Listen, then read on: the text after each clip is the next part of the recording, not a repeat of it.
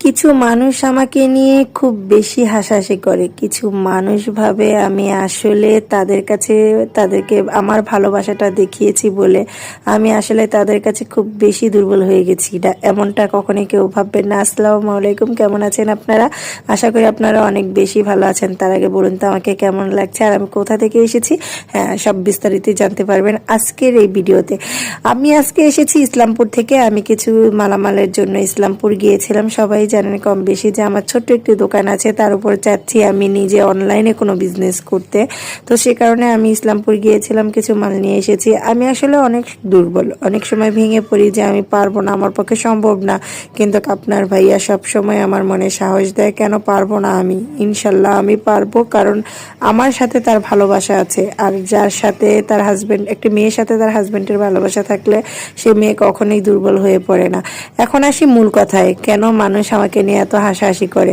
আচ্ছা বলুন তো, আমি কর্ম করি, হ্যাঁ। এই জায়গা থেকে আমি যদি আমার মাথা খারাপ থাকতো বা আমি যদি অ্যাবনর্মাল হতাম, তাহলে আমি একটা প্রতিষ্ঠান কখনোই চালাতে পারতাম না। আমি একটা প্রতিষ্ঠান চালাই, ছোট্ট হলেও একটি প্রতিষ্ঠান, কারণ ছোট বড় যেমনই হোক না কেন, বিজনেসই।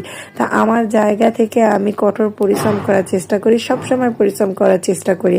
আমি কখনো নিজেকে ফ্রি থাকার চেষ্টা করি না যে আমি একটা ফ্রি থেকে কাউকে নিয়ে ভাববো, এমন ভাবনাটা আমার মধ্যে চলে আসবে, এমনটা আমি কখনোই করি না। আর তার চাইতে বড় কথা, আমি পরিশ্রম করি বলে আমি নিজের যোগ্যতায় সবকিছু করার চেষ্টা করি। আমি কখনো এটা ভাবি না যে আমি কারো উপর নির্ভরশীল বা আমি কেউ আমাকে বলবে যে আমি খুব ভাব দেখাই বা জমিদারি একটা ভাব। ভাইরে, আমি কখনো জমিদারি দেখাই না, কারণ আমি জমিদারি দেখালে আমার দোকানের যে পজিশন সেটা আমি অনলাইনে জগতে এসে কাউকে দেখাতাম না। এই যে দেখছেন, আমি এই জিনিসটা না দেখালেও আপনাদেরকে পারতাম যে আমি কতটা পরিশ্রম করে আমি আমার দোকানের জন্য কিছু মালামাল নিয়ে আসতে গিয়েছি।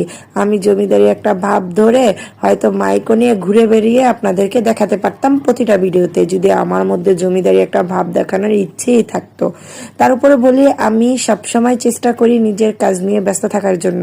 যতটুকু ভালো আমি আশেপাশে সবাইকে বাসি, আমার হয়তো সুযোগ সুবিধা মতন আমি তাদেরকে সাথে যোগাযোগ করার চেষ্টা করি। এই যোগাযোগ করাটা না করাটার জন্য হয়তো অনেকে অনেক কিছু মনে করে যে ভাব নেই, এমনটা না, কারণ আমি কাজে ব্যস্ত থাকি। কারণ আমি মনে করি যে আমি যখন ফ্রি হব তখন হয়তো তোমরা ফ্রি হবা না, যে কারণে আমি কারোর সাথে যোগাযোগ করে হয়ে উঠতে পারিনি। কিন্তু তোমরা কি ভাবো ভাই আমি জানি না, শুধু একটা কথাই বলবো, আমি পাগল হলে ভাই এত বড় একটা প্রতিষ্ঠান চালাতে